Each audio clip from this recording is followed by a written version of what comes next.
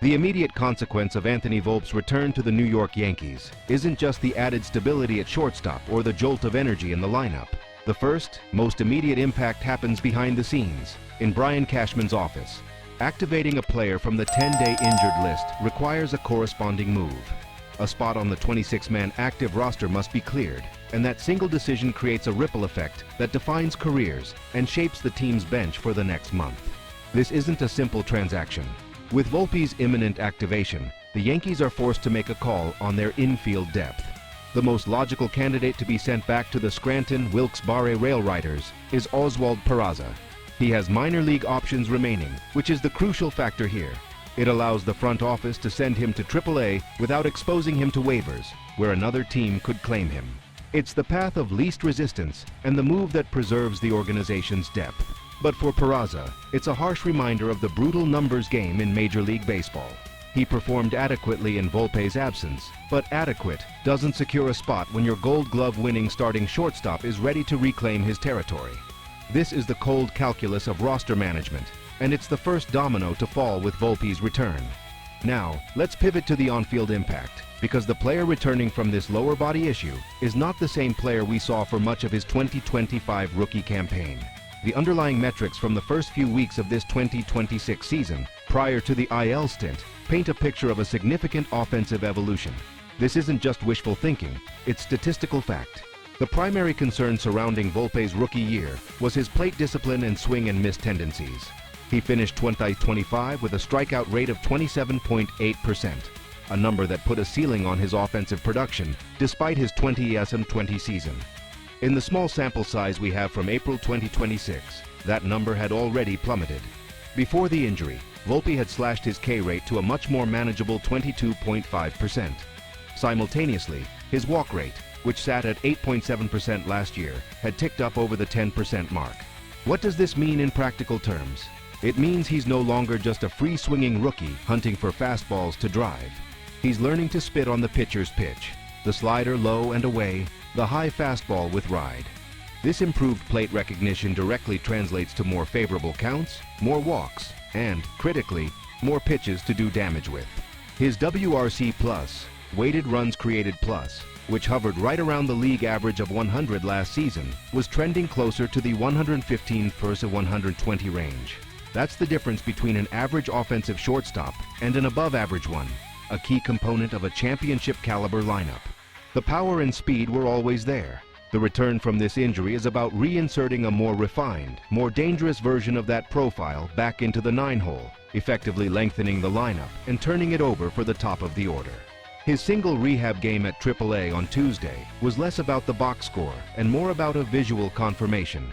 Scouts in attendance noted that his timing was sharp and, most importantly, there was no hesitation or favoring of the leg on his swings or runs down the first base line.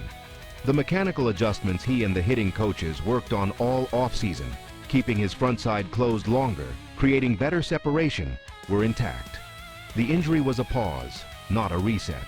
Then there's the defensive side of the ball, where his value is perhaps even less debatable. We're talking about the reigning American League Gold Glove winner at shortstop.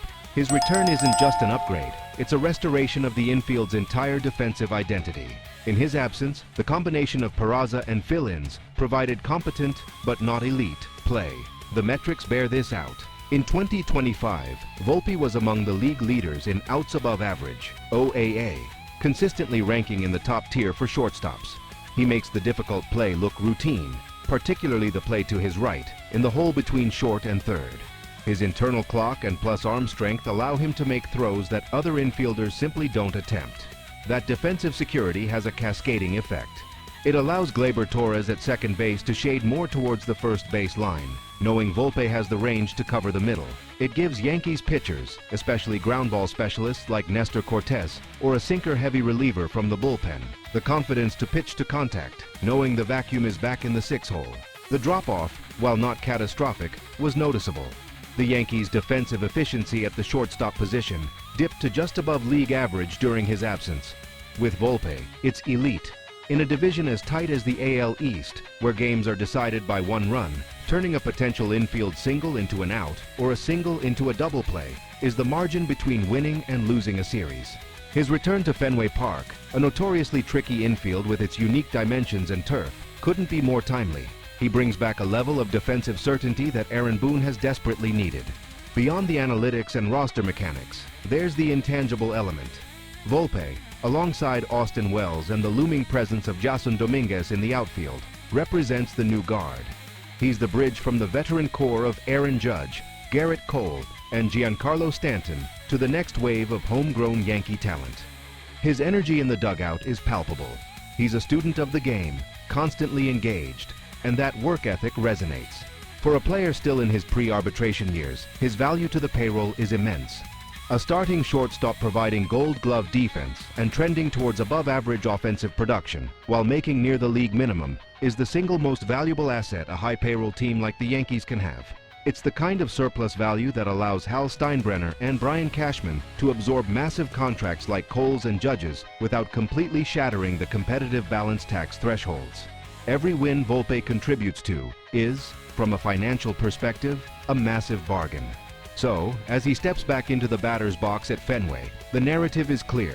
This isn't just about getting a player back from the injured list. It's about the Yankees reinstalling a core piece who was in the midst of a crucial sophomore leap. It's about solidifying the roster by making a tough but necessary move with a player like Peraza. It's about restoring elite defense at a premium position and reinserting a more disciplined, more dangerous bat at the bottom of the order. The cautious approach to his recovery, prioritizing long-term health over a rushed return, signals how the organization views him, not as a stopgap, but as a foundational pillar for the next 5 to 7 years. His return is a catalyst. It makes the lineup deeper, the defense stronger, and the team, as a whole, significantly better equipped to handle the grind of the AL East. If you appreciate this kind of in-depth, no-nonsense Yankees analysis that goes beyond the surface-level headlines, make sure you hit that subscribe button and turn on notifications. We're dedicated to bringing you the insights that truly matter. Drop a like on the video if you're excited to have Volpe back in the lineup, and let me know in the comments how you think his return impacts the Yankees' chances against the Red Sox this week. Thanks for watching.